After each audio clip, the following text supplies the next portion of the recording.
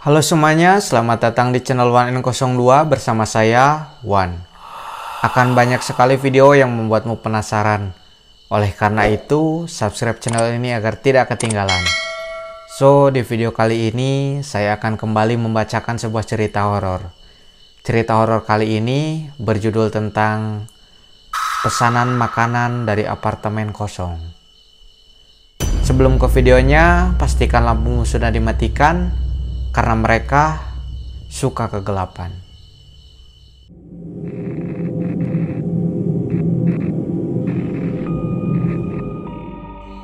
Malam itu, hujan turun rintik-rintik membasahi jalan kota. Lampu jalan berkilau basah dan udara dingin menusuk kulit. Rio, seorang driver ojol yang baru beberapa bulan bekerja, duduk di motor menunggu orderan berikutnya. Waktu sudah hampir menunjukkan pukul 23:30. Biasanya, jam-jam terakhir ia bekerja sebelum pulang. Notifikasi masuk. Pesanan baru, nasi goreng, teh botol, cemilan ringan, lokasi pengantaran, apartemen Taman Senja, Tower B, lantai 12, unit 1207.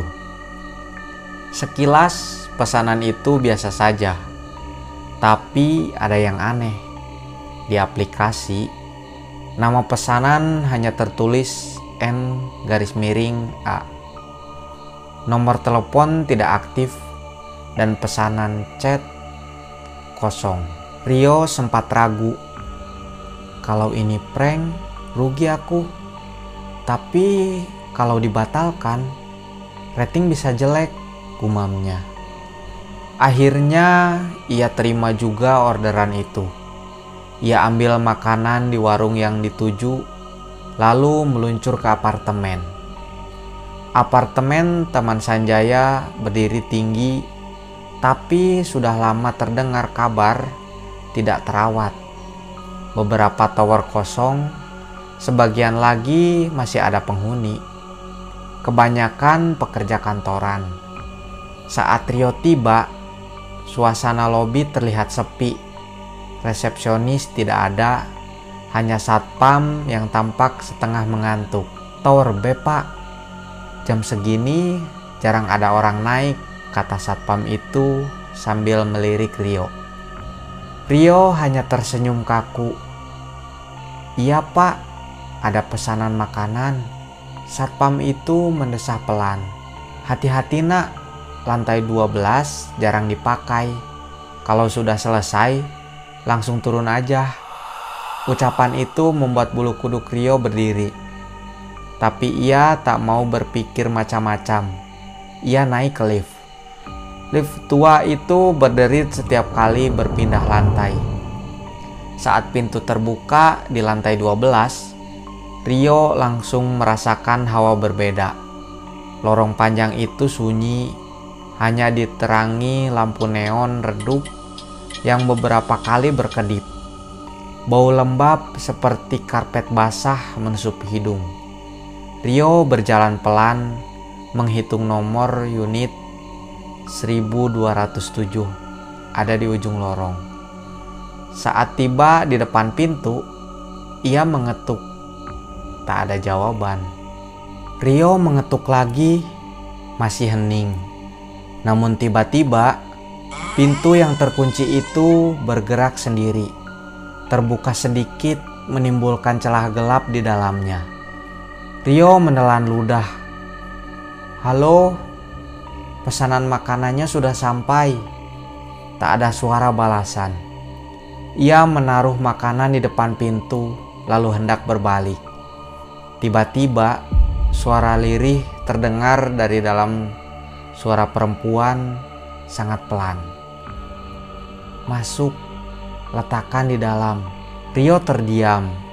Suara itu dingin tanpa intonasi. Dengan ragu, ia mendorong pintu lebih lebar. Ruangan di dalam gelap, kosong, tak ada perabot, hanya dinding kusam dan lantai berdebu. Saat Rio melangkah satu langkah ke dalam, pintu menutup sendiri dengan keras. Ia panik, mencoba memutar gagang, tetapi terkunci dari luar. Suasana gelap gulita, hanya cahaya redup dari layar ponselnya. Di tengah kegelapan, Rio mendengar langkah kaki pelan, seperti seseorang berjalan tanpa alas kaki. "Permisi, saya cuma antar makanan," suara Rio gemetar. Tak ada jawaban, hanya langkah itu yang makin dekat. Lalu di sudut ruangan muncul bayangan tubuh kurus, tubuh perempuan berambut panjang, kepalanya menunduk, bajunya lusuh. Rio mundur sampai menempel ke pintu. Jantungnya berdetak kencang. Perempuan itu berhenti tepat di depan makanan, lalu menunduk, membuka mulut sangat lebar, lebih lebar dari manusia normal, dan menelan makanan itu utuh. Suara kunyahannya basah menjijikan. Rio menutup mata, berdoa dalam hati. Namun saat ia membuka lagi, ruangan itu kosong. Makanan sudah tidak ada. Dengan tergesa-gesa, ia mencoba membuka pintu sekali lagi. Kali ini terbuka. Rio langsung keluar, menoleh ke lorong dan mendapati sesuatu yang membuat darahnya membeku. Semua pintu di sepanjang lorong terbuka sedikit. Dari setiap celah tampak mata-mata hitam menatapnya. Rio gemetar. Ia lari sekuat tenaga menuju lift. Lift terbuka, ia masuk menekan tombol lobi.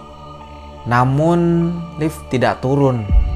Angka justru bergerak ke atas, 13, 14, 15.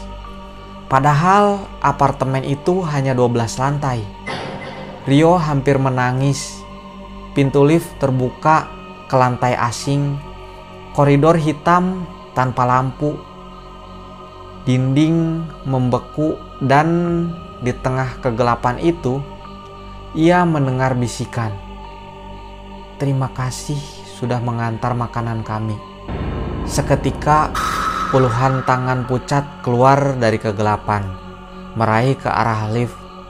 Rio buru-buru menekan tombol close sambil berteriak. Pintu tertutup sebelum tangan-tangan itu masuk.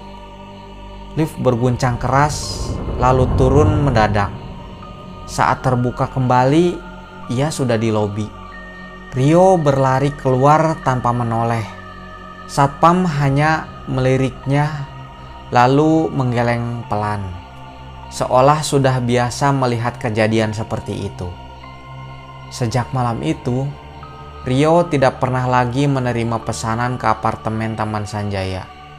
Namun, beberapa rival lain bercerita mereka juga pernah mendapat orderan dari unit 1207, selalu dengan nama pesanan yang tak jelas.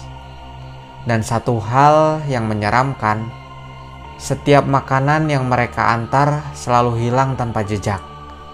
Hanya tersisa piring kosong dengan bekas gigitan gigi yang bukan milik manusia. Tamat. Wow. Sebenarnya Rio mengantar pesanan makanan untuk siapa ya? Apakah Rio mengantar pesanan makanan untuk hantu? Entahlah. Tapi yang pasti, kejadian yang dialami Rio sangat mengerikan. Apakah kalian menyukai cerita seperti ini? Atau mungkin ada sebuah cerita yang ingin dibawakan oleh Wan di channel ini? Jika ada, silahkan tulis di kolom komentar. Terima kasih telah menonton video ini sampai akhir. Jangan lupa support channel ini agar makin maju dan berkembang dengan cara like, share, dan subscribe. Sekian untuk video kali ini, saya Wan, sampai jumpa di video selanjutnya.